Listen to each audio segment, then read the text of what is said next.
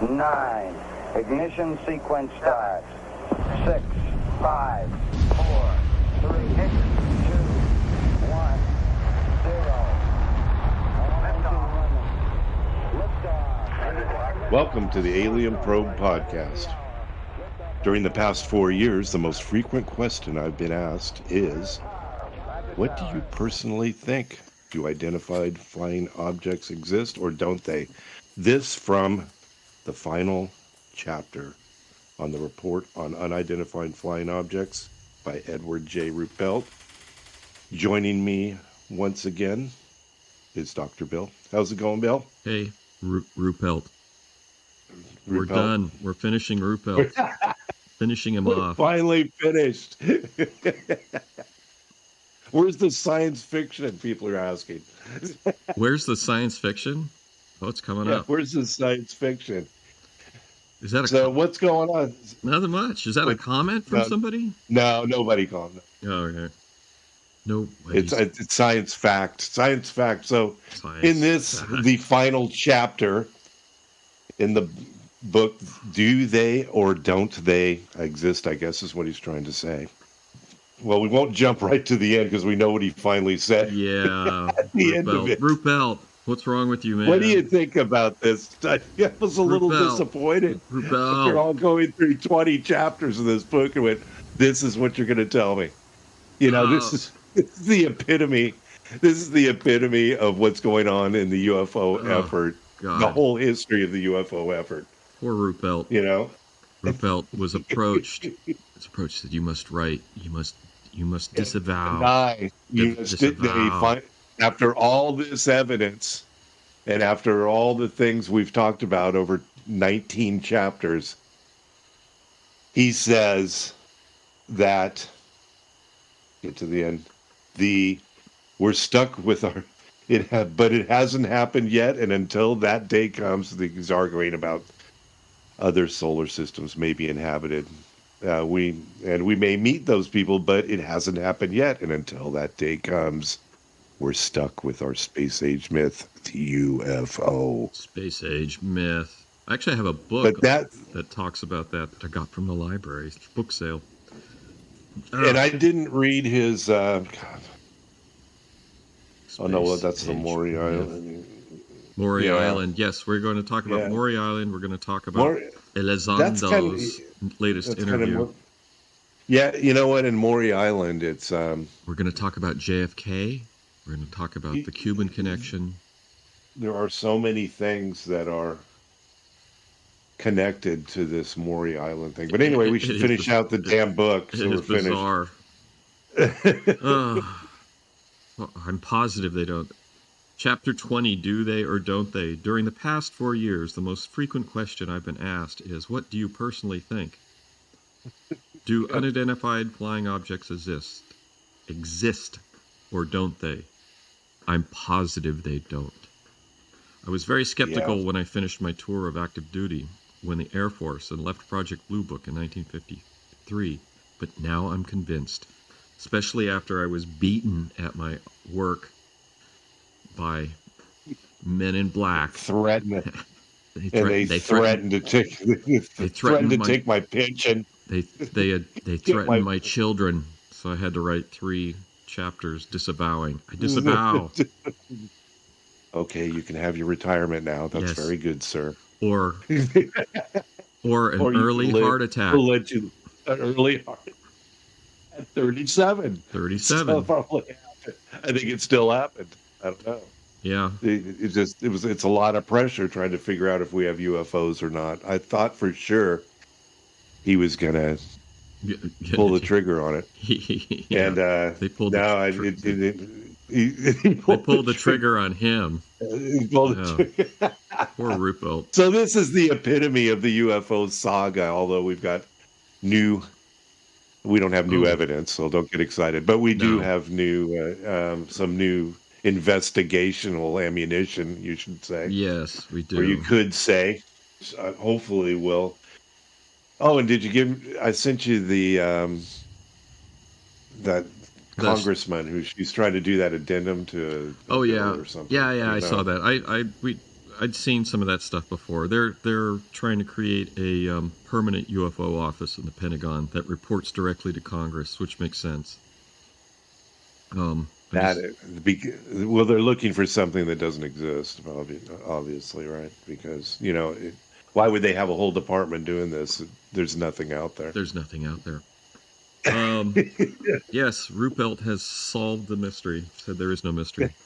There's no mystery. So, and the world famous Lubbock listeners were night flying moths reflecting the bluish green light of nearby row of mercury vapor street lights. That was that mystery solved. And then they had go ahead. The airliner that was flying in, and it was 3 balloons. Everybody was convinced, including him. Everyone listening or everyone watching was convinced these things were out there. It was 3, and it was 3 balloons. I don't know. Was it 3 balloons? I don't know. This is the last chapter. Yeah. Yeah. They found 3. They found. So it was an airliner. He was. I don't know. So it finished up basically saying that he doesn't believe it. Yes. And I don't believe him. Yeah. So it was a giant walk. It was a giant walk back, and then he died. And then we'll never know. And then he died. Before I forget, we're going to go into the Maury Island incident. Yes. Before I forget to ask one question about this, because I can't highlight on my screen. Yeah, with what I'm using. I'm struggling with stuff here. Yeah. What happened to the kid? What kid? Well, I do. The kid that got hit with the debris on the boat.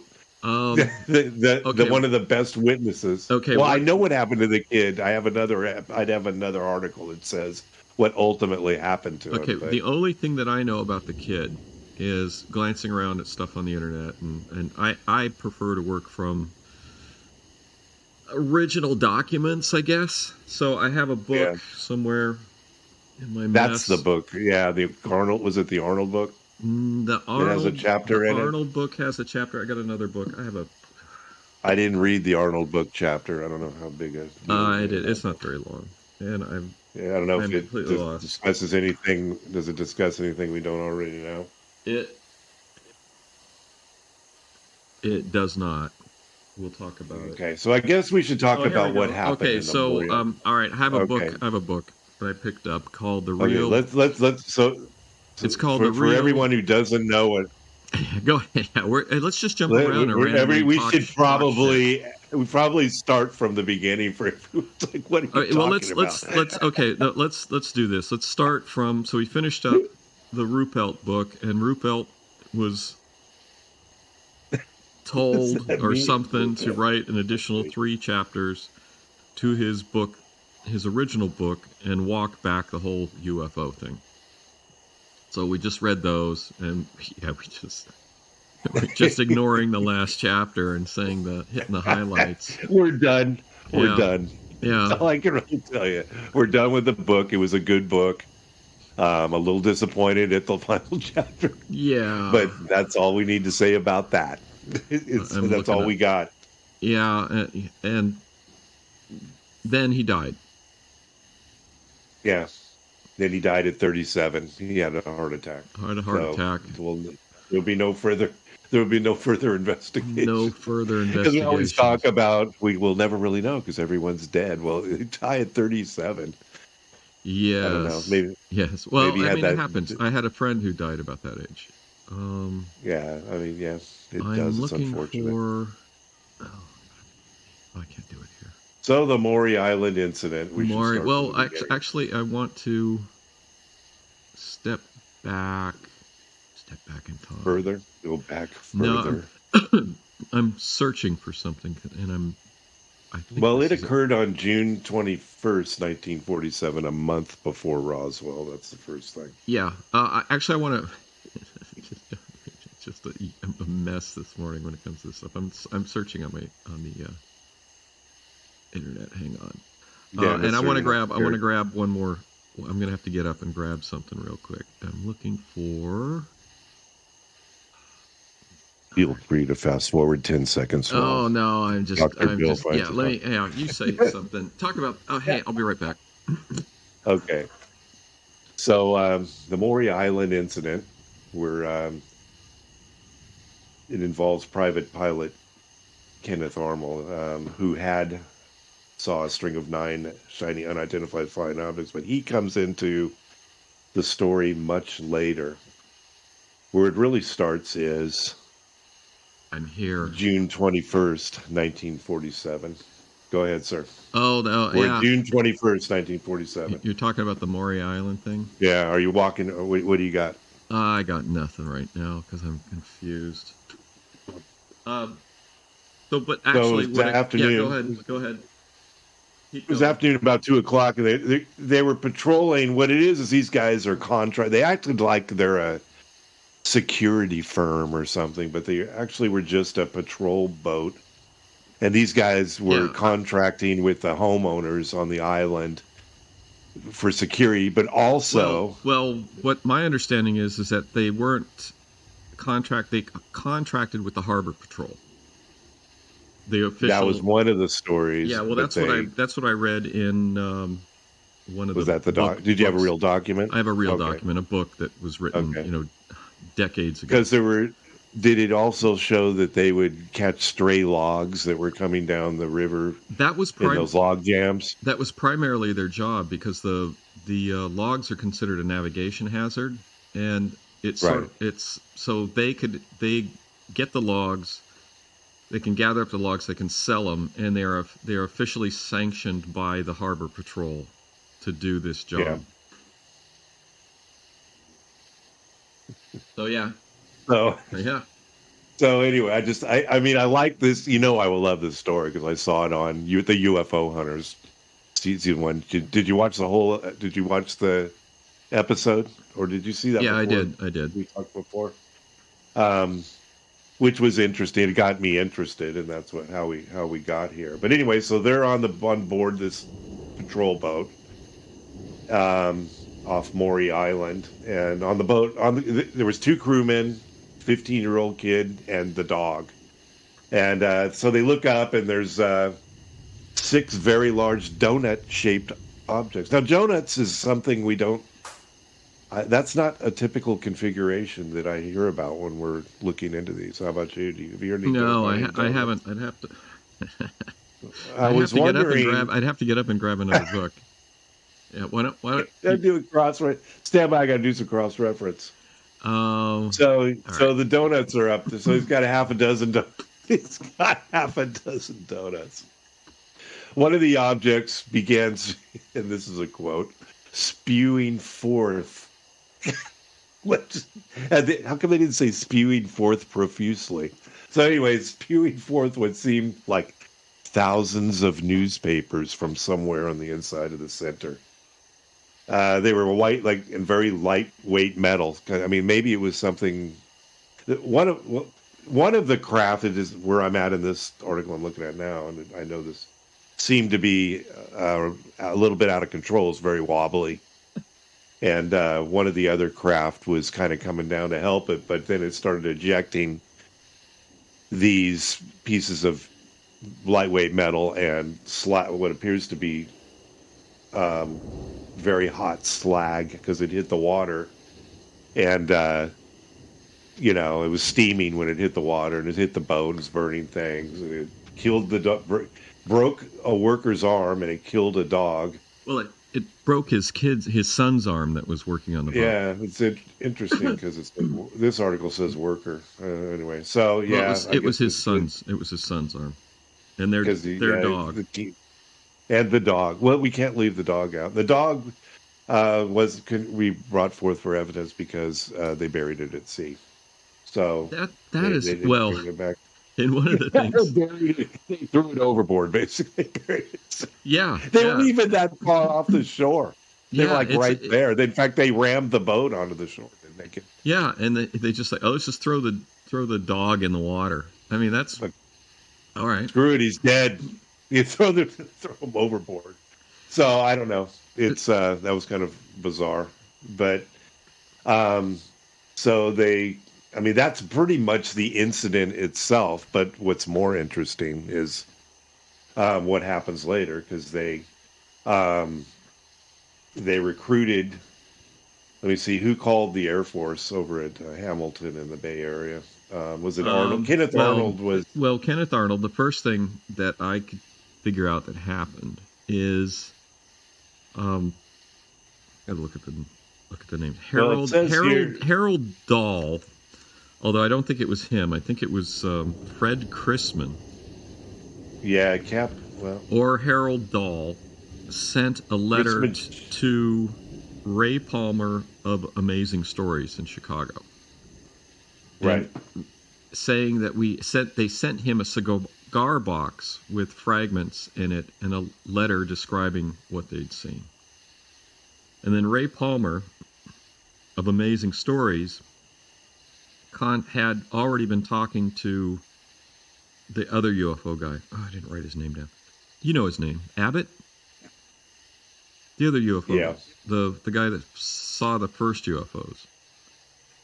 Oh, Kenneth Arnold. Kenneth Arnold. God. Oh, terrible. So but I've got Chrisman, who recruited E.J. Smith of United Airlines reported who had reported seeing a flying disc on July 4th, and yeah. So so Kenneth Arnold happened to somewhere he'd ran into E.J. Smith, who had also reported seeing UFOs at an airport, and they ended up talking about it. So when Kenneth Arnold went to, I think, Tacoma to talk to Dahl and Chrisman, he after he talked to Harold Dahl, he called Smith, who he's acquainted with because they'd met and they talked about UFOs because they'd both seen them. And Smith canceled his flights because he's an airline pilot and said, "Yeah, I want in on this." So he went down. Kenneth Arnold went up and took his plane up and picked up Smith and flew from Seattle and flew him down to Tacoma. And then they together interviewed Harold Dahl and Fred Chrisman. So then they decided to contact Frank Brown at Hamilton Airport. Frank Brown had interviewed Kenneth Arnold and had given him or talked to him in some context, and had talked to him and gave him his card and said, if you want to talk about this anymore or you want or anything more interesting happens, give me a call. So Kenneth Arnold called him, and Brown and the other guy, do you know the other guy's name? Brown and Captain William L. Davidson. Davidson, okay. Davidson and Brown conducted the interview.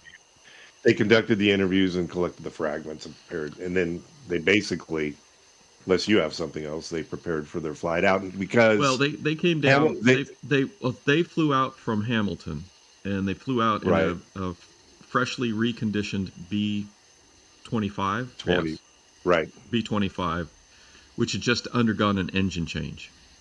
And they flew that up, and then they met in the hotel room, and they interviewed Chrisman and Dahl.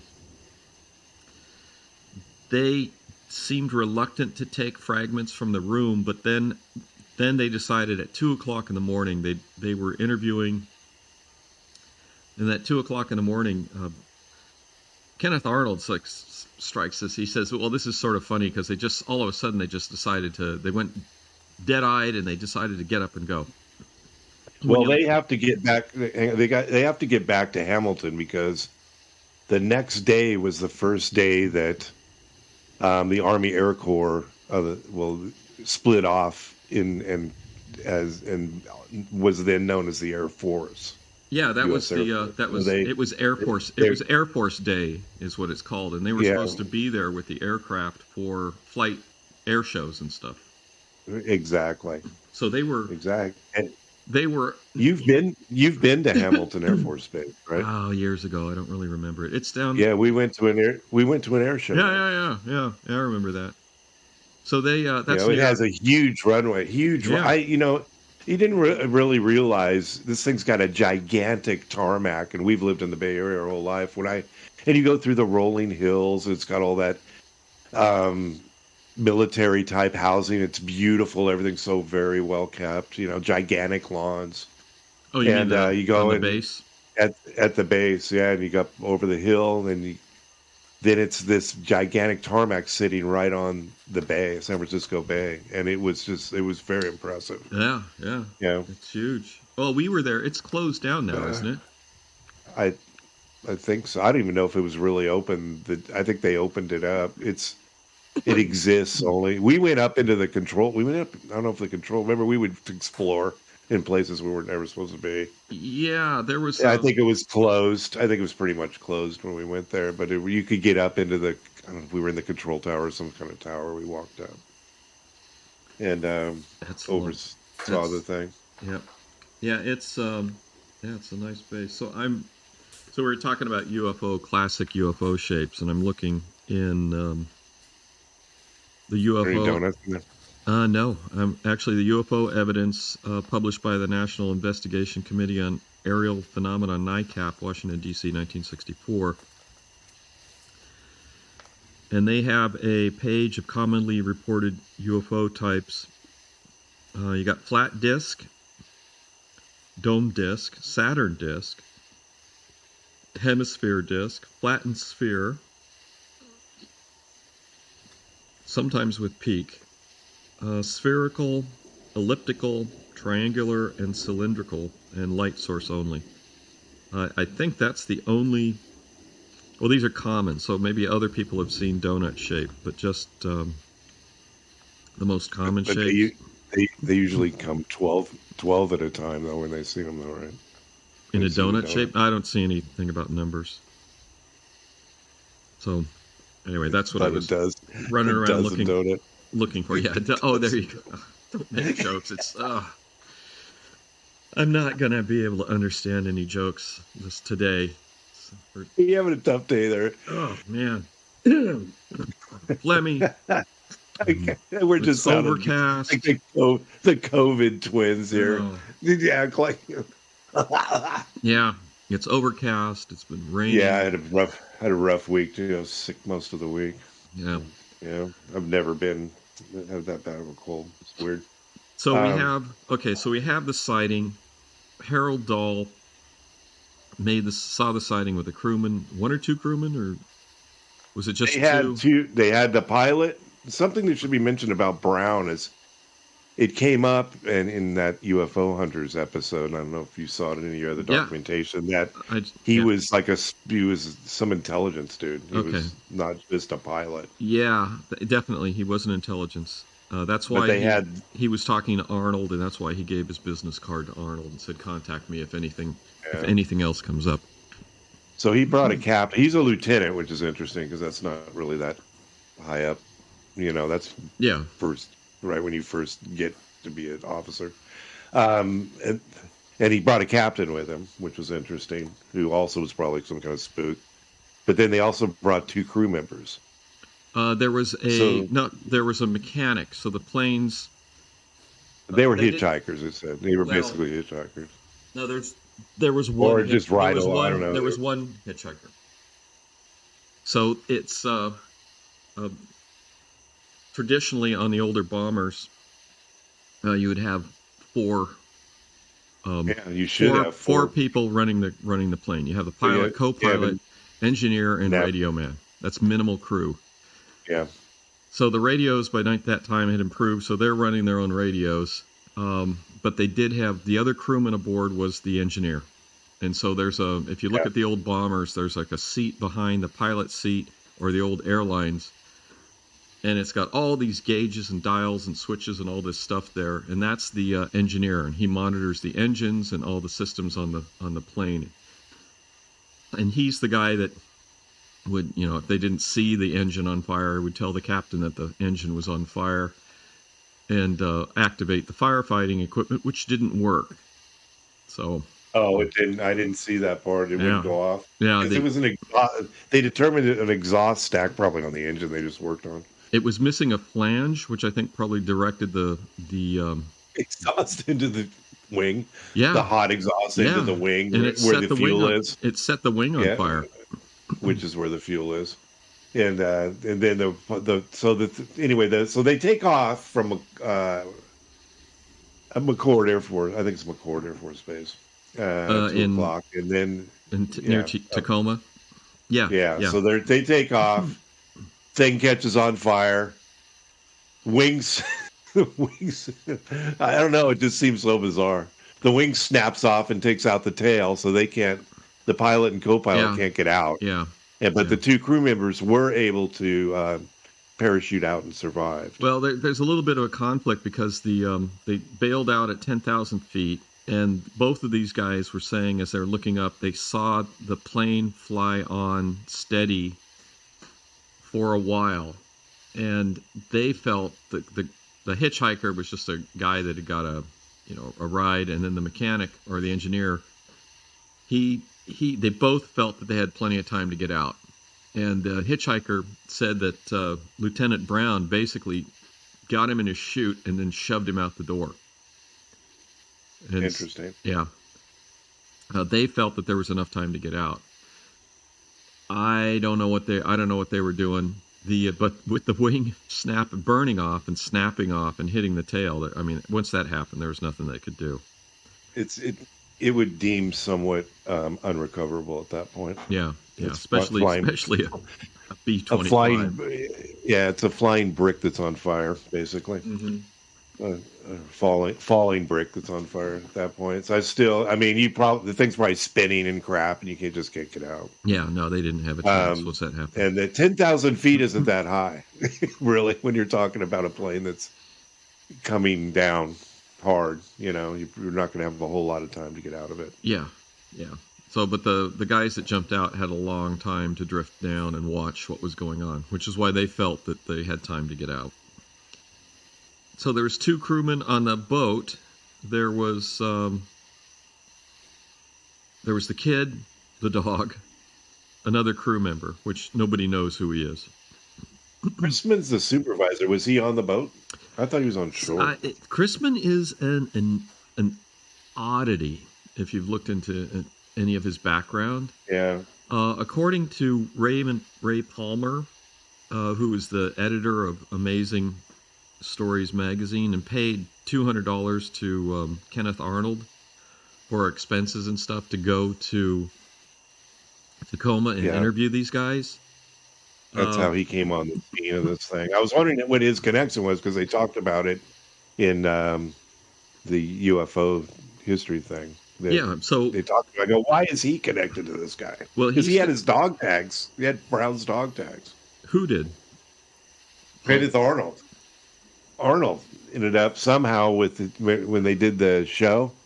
He talked about Arnold having had Kenneth. I believe it was Kenneth Brown's dog tags. I'm like, why is this? That's just odd. I go, why is he involved? I mean, he's just his stuff's unprovable also. Well, Kenneth Arnold, he was specifically asked by Raymond Palmer to investigate this incident. Arnold agreed to do it. Yeah, because he was the one that first saw flying. He dubbed, the term flying saucer. It came to the term. I don't know if he did, but that's how the. Well, what are the dates here? Kenneth Arnold's sighting was June 24th, 1947. And the Maury Island was 3 days before that, June 21, 1947. And I don't know the dates when they went out to visit and talk to him. I'm looking. I don't think there's dates in here. I'm not seeing specific dates. Puzzling Maury Island, June 24. 5,000. There was a $5,000. Oh, this is great. So I have this this book called The Real UFO Invasion, and it has a rebuttal by Raymond Palmer for him saying why he thinks that the Maury Island incident was a real UFO sighting and not a hoax. And it's missing the last few pages, which is weird because it's not like the pages are missing from the book. It's just a binding error. It's got like a duplicate of the last section of the book twice. I'm getting the original UFO magazine published by Raymond Palmer with his rebuttal written. Yeah, it's now. Do your ad. Since we're cutting in right now. Yeah. All right, we're going to check out our new advertiser, Orion BCS. At Orion BCS, their goal is to find the best program and rates available for your business. Their team has years of experience helping clients find lower rates for processing credit cards. They understand that every business is different, so let them spend the time to find out what suits your business best. So visit orionbcs.com and let them begin the process towards saving you money to help you realize your financial goals. Once again, visit orionbcs.com and contact them today. All programs of Orion BCS are subject to terms and conditions. Visit Orion BCS for more info. There we have it. Thank you, Orion BCS. We appreciate it. All right, sir. There we go. Yes. So, Maury Island. You were saying something. So we got the people on the boat. We got Dahl on a boat. We got a crewman. We got his kid. We got a dog. They saw donuts with windows. One of the donuts started throwing lightweight material that fluttered down like newspapers, which is what Dahl described it as. And then hot molten material that was splashing around. His kid broke his arm.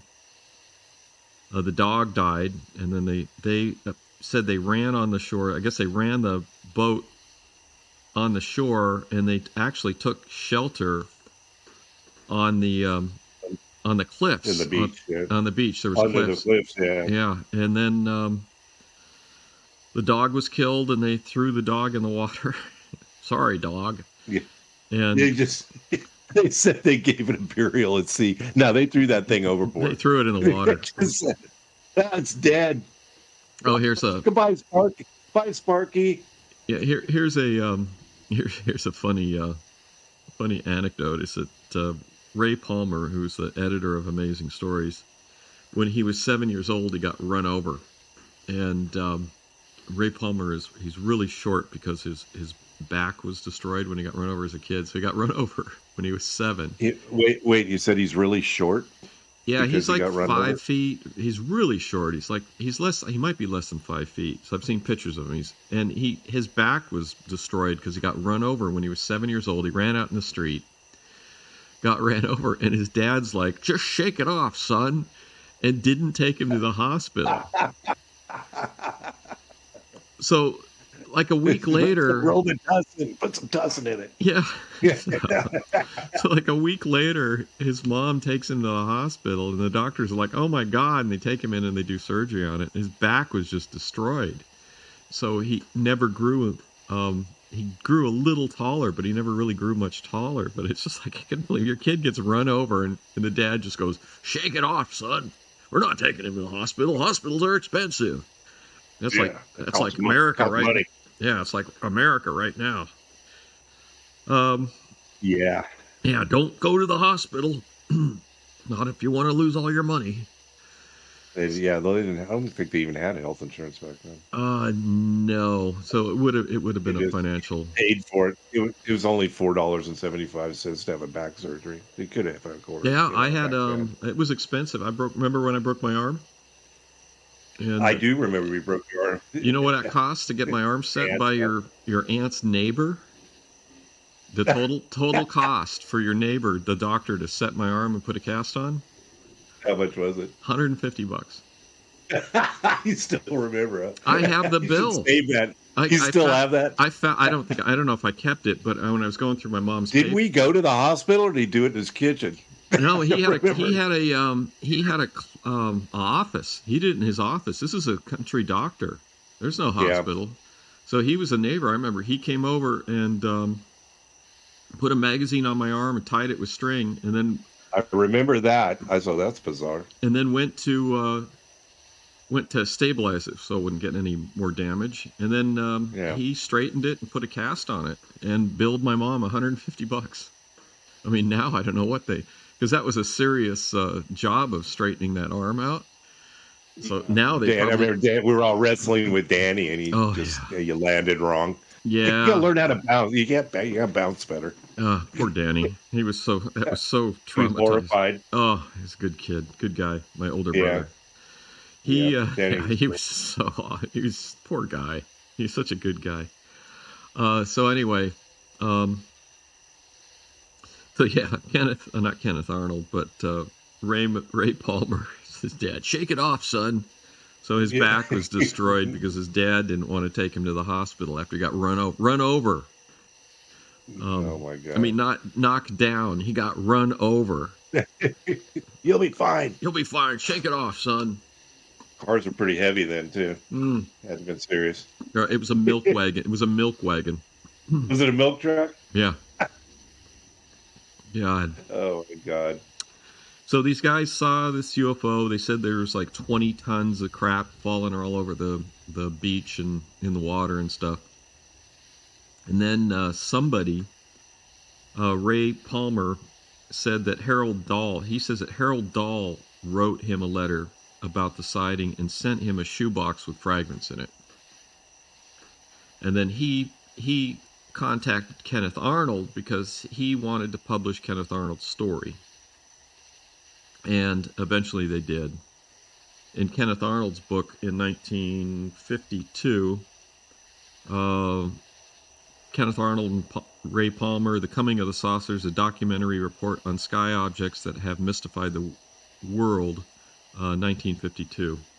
And that was, yeah. So Kehoe's Flying Saucers Are Reals was published in 1950. So he asked Kenneth Arnold to go and talk to Harold Dahl. Now, there's some interesting, weird things that happened. Kenneth Arnold went to Tacoma, and Tacoma, apparently, this is 1947. I don't have the dates, which is just irritating, the exact dates. And he went there, and Tacoma is the end of the war. The place is packed. There's very little housing. All the hotels are full. And Kenneth Arnold goes to this hotel, one of the big hotels in town, looking for a room. And they go, "Oh, we have a reservation for you." Well, Raymond Paul, he didn't make the reservation. No. And what else? Do you know what else happened with that room? Right? Did you see that? No. All I saw is that he was like, I didn't even. Oh yeah, we have your room here, and it's like I didn't even make a reservation. He thought it might have been coincidence that somebody of the same name, which would be which wasn't true. But the room was bugged. Did you know that? Oh, was it really? No. Yeah. Because there was a couple of reporters kept getting anonymous phone calls with this guy telling them exactly what was going on in the room and the conversations that Kenneth Arnold was having with Harold Dahl, Chrisman, and Smith, the airline pilot, E.J. Smith. And Arnold and Smith actually searched the room looking for something, and they couldn't find anything that they could, But it's interesting, coincidentally, that he had a room reserved for him, and somebody was able to say exactly what was going on in the room, and they were sure, Arnold and Smith were sure it wasn't Chrisman or Dahl repeating what they were saying in the room. Oh, interesting. Yeah, it's a weird story. So what else happened? So Dahl then it comes to a point where he's tired. It seems like he's tired of the notoriety onto himself, and he decides that he's going to state that it's a hoax, that it wasn't true. Yes, and there's actually an extensive FBI investigation of this, which you can look at online, and I went and looked through it. And Harold Dahl and Chrisman, when they were interviewed by the FBI, said it was a hoax. And that had been, I think they talked about that in Ruppelt's book.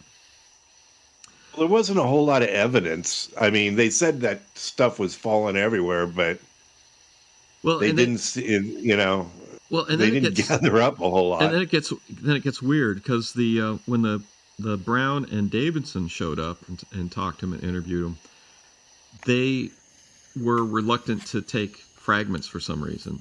And when they went down to leave, Chrisman went out and came back with a box full of fragments. And Kenneth Arnold apparently had looked at the fragments, the box of stuff that Chrisman was given to Brown and Davison, and he said it didn't seem to be the same type of material. And then it gets even, and then they left. Somebody is eavesdropping or has bugged the room that Arnold and Smith are using and is repeating their conversations to a couple of reporters. And the reporters keep bugging them, asking them what's going on. We don't know what's going on with that. Well, also, Dahl was visited. I mean, one of the reasons we think that he changed his mind is he was visited by a man in black. It wasn't men. Yeah, he said that somebody had come to him and told him to back off on the story. He was driving a new Buick. The guy that came and talked to him, and yeah, the Men in Black guy. And then also when Dahl was interviewed by the FBI, his wife was like really mad at him about this story and telling him just to back off on it and tell him that it was a hoax. So Dahl was under a lot of pressure to do this. The thing about the samples is, and then there was Smith contacted, I think it was McCabe, which was an A2 at the local Air Force Base. And that guy came to the room, and they kept waiting to hear from somebody. Smith and Arnold kept waiting to hear from somebody after the B-25 went down, and they weren't hearing anything. So they went to, so Smith called this guy, I think it was McCabe, and asked him what was, could he come over and talk about this? So this guy came by, and he insisted on gathering up all the fragments and stuff that they had in the room. He didn't even let Arnold and Smith keep any souvenirs. And he took all the stuff out of the room, wrapped it in a towel, and then put it in the trunk of his car. He then drove them out to a smelter, to a specific smelter pile, a slag pile, and said, "This is the stuff that Dahl and Chrisman were saying was the stuff from the UFO." And Arnold and Smith are looking at it, and they didn't even ask to directly compare the stuff that was in the trunk with the smelter stuff. But Arnold was of the opinion that it wasn't exactly the same. Yeah. Another story was that, another thing that I read was that they thought it was parts of a nuclear, they were dumping, and this is a government story probably, they were dumping, well, not a government story, but a conspiracy story. They were dumping parts of a failed nuclear reactor, or waste from a nuclear reactor, into the sound there, and it happened on them. Yeah. That just kind of popped around on it. I don't think that's likely, because it's too easy to trace radioactive stuff. Although, what did they drop it out of? The donut spaceship? Yeah. It's, is that what we're using now? Is that what, maybe it was, maybe it... Yeah. Maybe they were drinking, and they thought it was, balloons, or they thought it was UFOs, and it really was something else. But it's, I don't know, it's interesting. Well, there's a lot of stuff out there. Big Smithy. Harold Dahl. I'm just looking for the name of that A2 that Smith called to come in.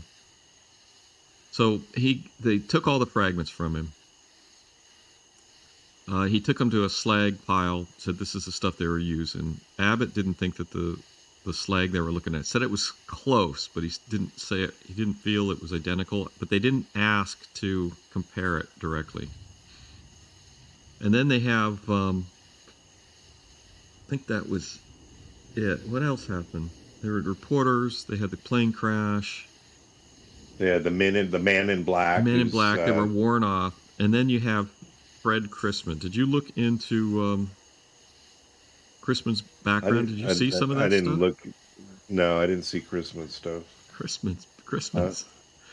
Here, I got to read you this. This is awesome. So Fred Chrisman was...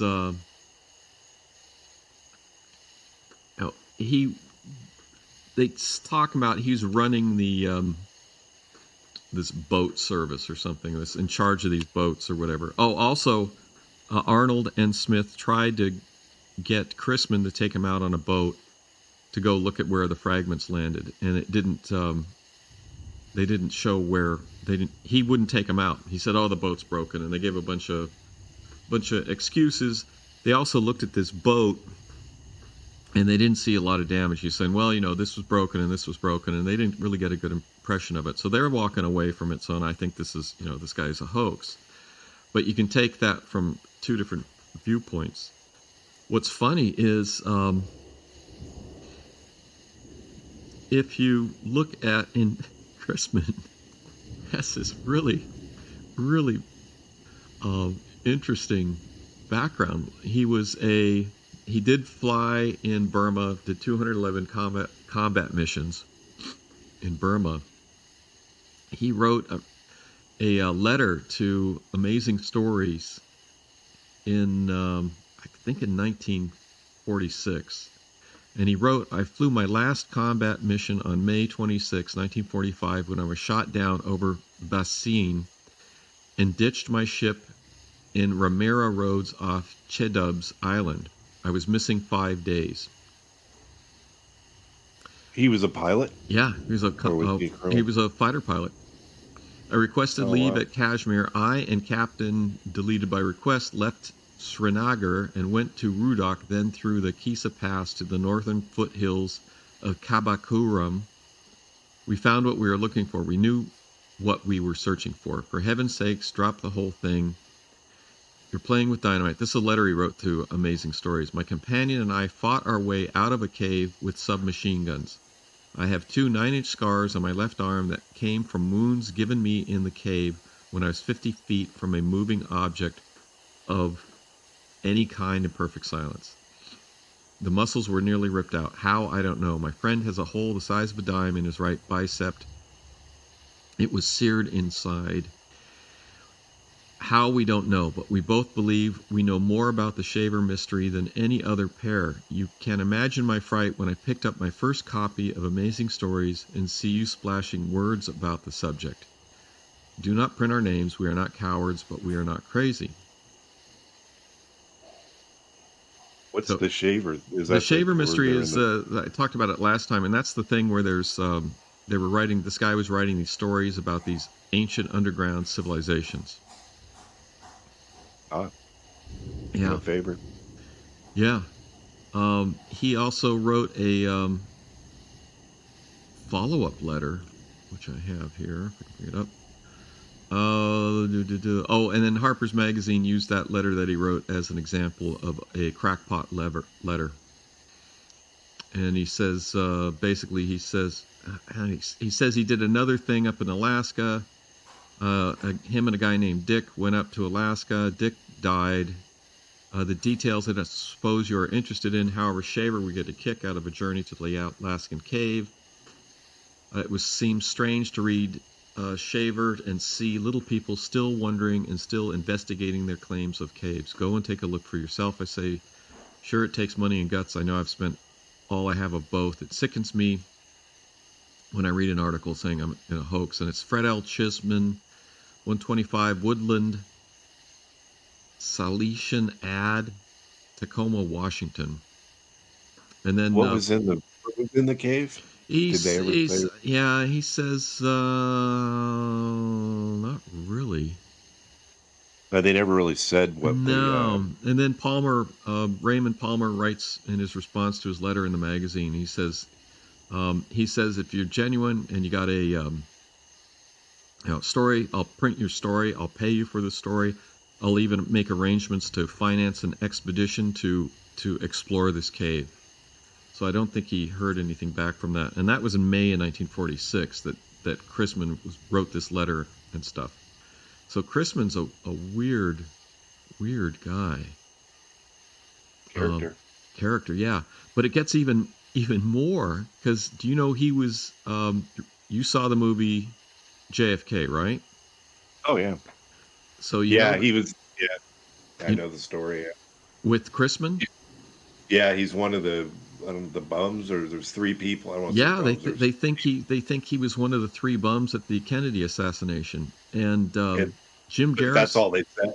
Oh, did Well, you get any other info? Well, Jim Garrison, who was the district attorney that was pursuing this, wrote that Mr. Chrisman has been engaged in undercover activity for a part of the industrial warfare complex for years.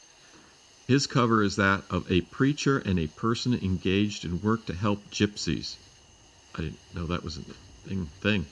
Our information indicates that since the early 1960s, he has made many trips to New Orleans and Dallas area in connection with his undercover work for that part of the warfare industry engaged in the manufacture of what is termed in military language a hardware, meaning those weapons sold to the U.S. government which are uniquely large and expensive.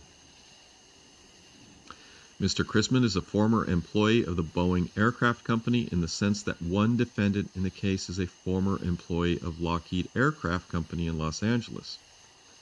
In intelligence terminology, this ordinarily means that the connection still exists, but that the former employee has moved into an underground operation. More often than not, a bad record or evidence indicating that he has been fired is prepared for the parent company to increase the dissociation between the two. There's another thing. Jim Garrison claimed that Chrisman was one of the three tramps. Yeah, that was it. Yeah. So this guy, That's weird. This guy's really weird. He was teaching at a high school, and he was fired for, where is it? He was fired for insubordination and creating a secret society. Oh. The board added that the organization of such a nature that should not be condoned or authorized to exist in this district. We know what it is. What was it? I know. I have no idea. In 1966, an FBI informant claimed that Chrisman had transported $100,000 in cash to California, was doing business as a psychologist, was suspected of operating a diploma mill. So this guy's a really sort of shady character. Diploma? Is that where they make fake diplomas? Yeah. Good God. And he, so he, looking at the FBI files that are, they're online, you can look them up about this. The FBI has a lengthy affidavit from Kenneth Arnold, which is basically the chapter from his book. I mean, it's almost word for word. And then they did a deposition from E.J. Smith, and that deposition is exactly what he, you've read if you've read the chapter in the book, it's exactly mirrors what Abbott was saying. Arnold was saying, sorry. And then there's the, what's interesting is looking at these FBI things, there's pictures of fragments in the FBI file. So when they talk about there's no fragments, but I didn't see any information related to it, but there's these pictures of these stone fragments. How big are they? I can't tell. This is ancient. They didn't put like a quarter next to it? No, it's like ancient stuff. I mean, I You can tell have no how big it idea what's going on with this. So Ray Palmer had his shoebox of fragments, and he had them analyzed. And I don't think his analysis isn't that. I don't like the analytical comparison that he did, because it's not very good. I mean, it's not clear.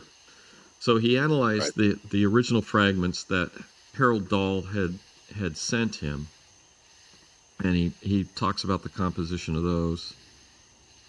If I can find it.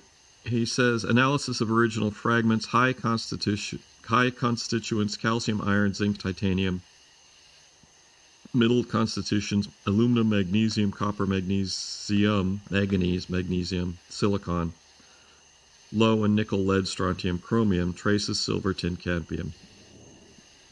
He also says that and then he has samples of the slag. And the slag, when it was analyzed, is mostly iron stuff. And he says it's basically the people that analyzed the other stuff said it's slag from a facility. They recognized it as from the smelter or whatever. Smelter, yeah, as smelter material, leftover smelter material. The other stuff is not. He also says the texture of the material when you touch it is different. He says the stuff that was sent him the two samples, he says they're different. So the original slag is, and that's one of the reasons that he thinks that it's not a hoax. Another thing that happened is Ray Palmer was interviewed by the FBI. They came to his office to talk to him about these samples. And so he showed the FBI agents the samples that he had. He showed them the correspondence he had. And when he came into work the next day, the samples and the correspondence were gone from his office. He wrote about that, and he told his son about that later on in his life. But he said I suspected that something weird was going on, so he actually set aside a couple of the samples from the box. So he still had a couple of the original samples. He also was planning on writing producing a special edition UFO Amazing Stories that he said was quashed when somebody with a gold badge came and talked to the publisher and told him not to publish it. Which is another reason that he thought that the Maury Island incident was not a hoax. Yeah, in the end, I mean, it's Air Force investigator spoke to Dahl and Chrisman, visited their boat. He stated that the damage he saw didn't match the damage the two sailors described, and there were no piles of metal on Maury Island, and the existing samples look like you said, slag from the smelter. The FBI investigator,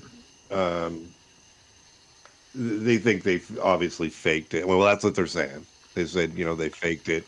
Well, Ray Palmer said that Dahl had two boats, and he was saying that the boat that Arnold and Smith saw was not the boat that had originally been damaged.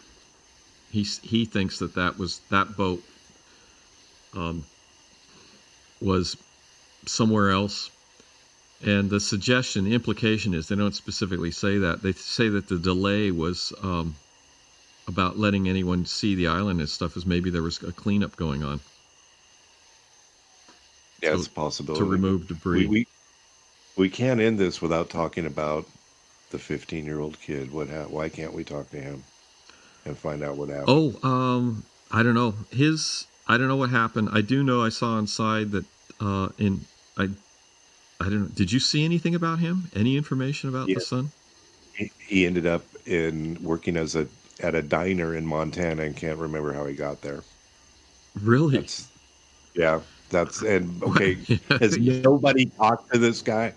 I mean, I saw nothing about anybody, because the kid must have been, he was 15 still, or 16 maybe. Went on for a year. Ray Palmer said that he actually had a copy of the kid's medical record showing that he had been treated for a broken arm. Yeah. So Ray Palmer says absolutely that he believes that this happens. I have a thing. Well, was he hit by slag, or was it them getting the boat like hauling out trying to get to shore? And then one of the stories says that they hit the shore pretty good. They grounded the boat, basically. Yeah, I mean, the kid could have broke his arm any number of ways. I did it when he did that, but I don't think it was like, I envisioned slag hitting his arm, but he was injured in the incident, the alleged incident. Somehow, maybe I guess they're not saying it was the slag. He just broke it while they were doing that, while they were observing and getting out of the way, hoping to get out of the way. But if this slag's everywhere, I mean, but like you said, it was a cleanup. Maybe. Sounds like a cleanup involved. Maybe. And then the episode of UFO Hunters, and then they found, I mean, they verified that there was a fire. They didn't verify anything that we didn't already know that's a conspiracy relate. You know what I mean? It's like, the plane crashed. Yeah, it was there was a fire. They were able to find different parts. They were trying to in the show. They were trying to do the LiDAR. Was it LiDAR? Where they run it across? I don't know LiDAR. It didn't really work. They have that lawnmower looking thing that big wheels that goes on the ground, and they allegedly can find things up to 25 feet. But the ground's too wet, and the ground's too wet, and the terrain's too. I mean, Why don't we get the one that flies? I think they're on a budget. The one that flies there's one that flies over in a helicopter and things. That, Yeah, yeah. There's it some. can take away everything but, metal. Yeah, that might be Probably would have been better. too expensive for him. Well, if you want the truth, you got to open your pocketbook. That's all I can really say. Yeah.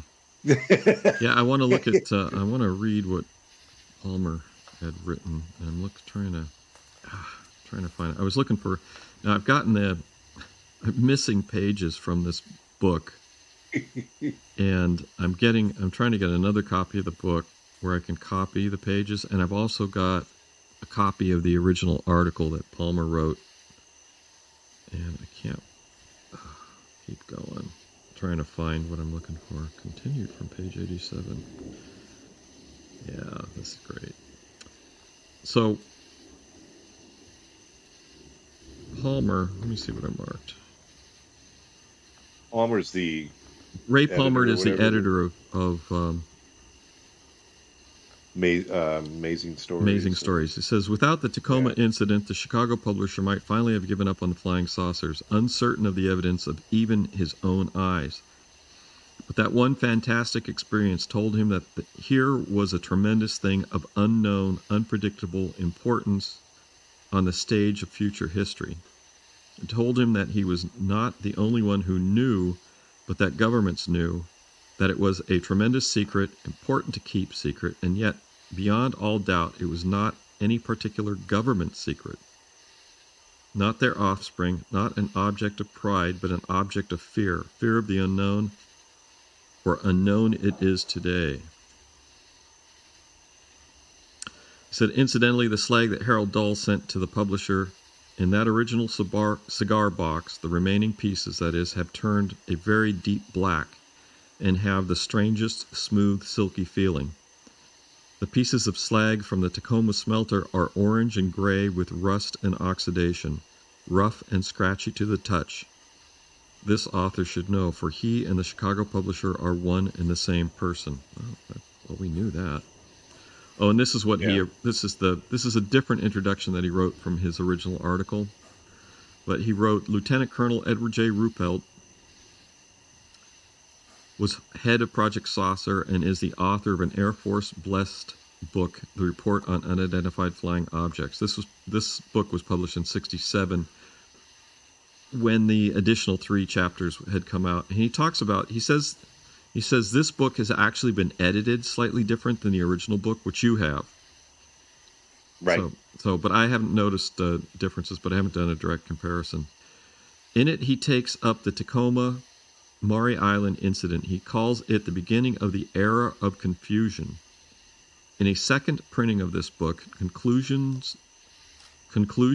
was compounded by revisions which reversed much of the contention expounded in Chapter 2 of the Ruppelt book. Ruppelt is dead now, and the reasons for the changes cannot be checked. Once again, the fact of a concerted effort to do anything but solve the flying saucer mystery is evident. You will find the revelations of this chapter curious indeed.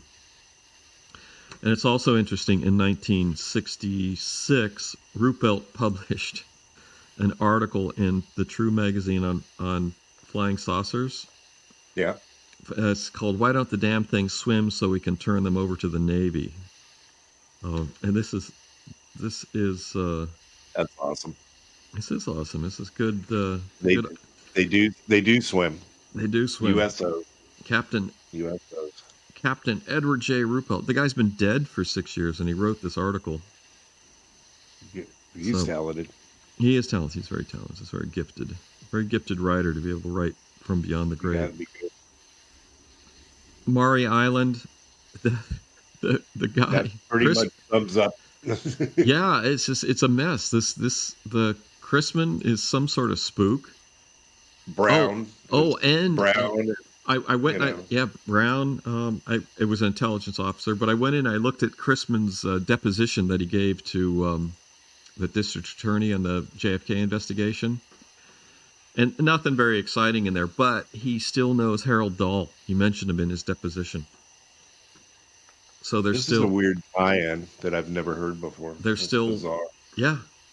Well, and then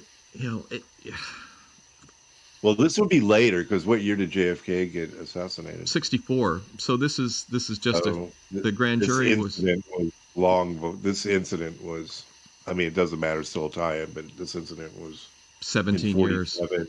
Yeah. 17 years before JFK was Yeah. assassinated, and Yeah. 20 years before he was deposed or went before the grand jury in New Orleans. Yeah.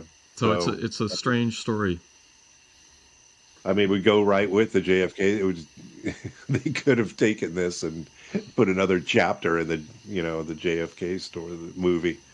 Would have been a weird twist. But yeah, I mean JFK ties in with this guy with the UFO stuff. It ties in with Men in Black, and it's like that horror show where they were saying all these things, and you can see why people tie all this stuff together. I watched this thing online where a former CIA analysis is like talking about UAPs or something like that. And the guy actually brought up hybrid lizard people. This guy's a former CIA analyst. Genuine. And that's an episode that we'll be broaching in a couple of weeks. Really? Lizard people. Yep. Yeah, you should look at this. Kevin Your brother Kevin? Your other brother Kevin? Yeah. My other brother Kevin. You should look Modesto Kevin. Yeah, I'll send you the link for that. You Kevin. You should look into that because I mean it was just like this guy, the CIA analyst, actually believes in human alien hybrids. Yeah. And he was talking. Well, his wife actually brought me. I've heard the story before, but his wife is really interested in coming up and doing the show also. But that's going to be her topic. So we're gonna. You should do it. I'll send gather around. Yeah, send it to me. I'll send you the link. I have the file. I have a file on it, but it's put in the file. It's how to tell if one of your government officials is a lizard person. I think they all are. I think it's a mandatory requirement for them. I'm thinking Henry Kissinger was. I'm almost sure. Yes, absolutely. Yes, I agree. Yes. Was it the American Horror Story? Wasn't he the one that had the tongue flick out? Yeah, yeah. It's that's a known, proven fact that Henry Kissinger is actually a lizard person. He's the lizard hybrid. He's a hybrid lizard. He may not be a hybrid. What did they do? Did they cover their skin like we used to see? And remember V, that show? They'd be a lizard in there, then they'd be able to. They put human skin over the top of the lizard face. Yes, I'm sure that's what Kissinger did. Into humans. I am sure that Kissinger was a lizard person. So what's with that tongue? How do you get that lizard tongue? You can't hide that, huh? I don't know. Keep your tongue. Don't stick your tongue out. Maybe it's like underneath. You got two tongues. You got the talking tongue. That's how they smell their food. Yeah, you got the talking tongue, and then you got the smelling tongue. So did you saw the interview of Elizondo in GQ magazine? Yeah, I read about it. But so he's going to be the same. We've talked about Elizondo before, also. Elizondo. And Elizondo. I mean, I like the guy, and you look at him and go, "This guy, I like." I don't know how much he's really going to. You want to tie in more? So his father was a Bay of Pigs guy. Did you know that? Really? Yeah. I didn't know that. Yeah. And that ties in with Kennedy. And so it's like you can tie in Kennedy, you can tie into Chrisman to Kennedy. I mean, all this stuff. It's the whole wild thing where you just build the bulletin board and have all the strings. Whose father was Bay of Pigs? Elizondo? Elizondo's, yeah. That was so we're tying Elizondo to JFK. Yeah, there you go. So it's 3 degrees of separation. I mean, how do you think Elizondo got into the spook business, the spy business? Is he was hooked up? He was hooked up through his family connections. There's another episode we're not going to be able to advertise. Yes, this one now. I'll cut that word out. That probably there's a computer out there that's thinking that we're doing something that we're not. Yes, you cannot. Yeah, no, sorry, we can't talk about this. You cannot talk about. Isn't there a? We can't talk about Albert Einstein or Roswell connection. Roswell, Einstein. It's like what did? So I don't want to name the advertiser that doesn't like it, but there's a couple episodes that won't. We were able to push through JFK. When somebody must have been asleep at the switch and let it flow by. Oh, We were able to do that one. We finally were able to do, but the Einstein episode, they're not putting it up. So I'm telling everybody that's the episode you need to listen to because it's really interesting. The That is a Einstein real, episode. the one, the people, that is a really good episode. And the Einstein episode is probably the best episode so far. I think so. Yeah. Yeah, I'm thinking so. Yes. Definitely. It's very informative, and it's, well, we've talked about it anyway. So yeah, and we've gone from do UFOs exist to UFOs exist and the government is actively researching. Yes, and Harvard is actively searching for it, and people in the government and sciences are actively talking about the existence of UFOs and looking for them. But they don't exist. No, it's 180 degrees now. The thing is like here you had Donald Kehoe who wrote in 1950, flying saucers are real, and now the government, academia are saying flying saucers are real. So it took 70... But now we want proof. We want proof. So what are we trying to do? We got video proof. Got video proof. We've already got video proof, so they've got all this new equipment. Yeah. What is it that they're... I don't know. Elizondo saying... what more are we going to be able to do? So I guess... What's he going to bring to the table? Because the last interview I heard, he didn't bring anything. You need to shoot one of these things down and collect the fragments. Is what you need to do. I mean, it's flat out. Are you going to get a big net? Shoot the sucker down. Shoot it down. Collect the fragments. That's it. Yeah. Can we? Yes, I mean, we can't track. We can. Yes, we can. Can we stick a side? I don't know if we use sidewinders anymore, but can we stick a sidewinder into the side of that thing and blow it up? Yeah. And just get your pool net in there and start gathering evidence. Yeah. Yes. It's usually in the water. Yeah. Do it. I don't know if we can. Sometimes I hear they're on radar. Yes. Why can't we? We've asked this question before. I mean, we have sophisticated radar. Why can't we just turn it on? And we have satellites, and we can put radar. We can put any kind of equipment in there to track these things. I mean, and maybe that's what we're doing now. With supposedly with SpaceX and delivering. Well, that the shuttle. We've talked about the shuttle. That was one of the earlier episodes where all these shuttle missions that went up, they were delivering satellites. They were doing the Star Wars thing. Yeah. They were setting up the Star Wars thing. I don't know if they gave up on it, just left the garbage just sitting out there. But they could easily as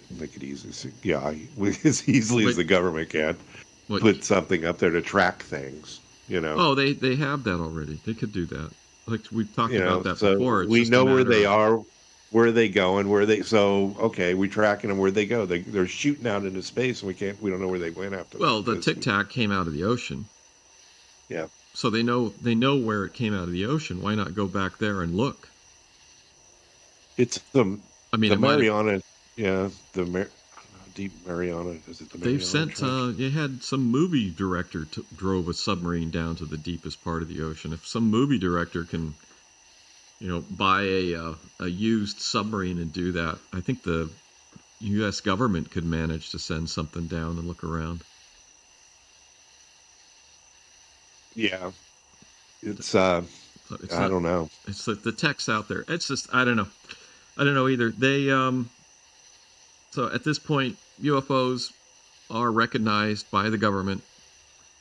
They say they exist. They say they are looking for them. They're trying to develop better ways to look at them or something. So I don't know. It's just you can't at this point. You can't say UFOs do not exist because the government says they exist. They put out a report that says they exist. You have Harvard, which is actively searching for them. And Project Galileo. You got to plug them. Yeah, Project Galileo. Elizondo is With now involved in Eli- it, along with and Chris Miller. Li- Miller? Melon. Mellon. Yeah. So, okay. Yeah. So we're going to keep, where are we? So where are we we're 1954? Yeah, we're going we through are, we're 1954. We are 1950. We're still early 1950s. Where are we going? Where are we going from here? We're going to have to see. We're going to have to check our dates, and the episodes coming up, we'll have a few different topics, but this is definitely something that we're going to be following. You saw Men in Black. We're going to do Men in Black. Yeah, we're going to do Men in Black. We're going to do with our producer Robert, and you and I are going to do Men in Black. I'll get with him, see when we all have Discord, so we can Discord. I assume we just log in together. Yeah, I have. And I got a few things on Men in Black, so we'll see. Early stuff should be interesting. I'll see when he wants to do it. He seems to be caught up on his stuff, so we'll see. So you ready to wrap it up, sir? Let's wrap it up. We have gone for an hour and 15 minutes, approximately. Awesome. Thanks for listening to the latest installment of the Alien Probe podcast. Thanks for listening. We welcome your comments, questions, and requests to alienprobepodcast@gmail.com. Visit us on Facebook at alienprobe.net. Visit us on Facebook at Alien Probe Podcast.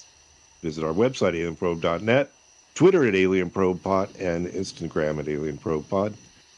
Also, Facebook, thanks again. Over 54,000 views. Keep them coming. We appreciate your questions and comments. And thanks to our senior producer. And as always, thank you, Dr. Bill. Okay. We'll see you next time. All right. Bye-bye.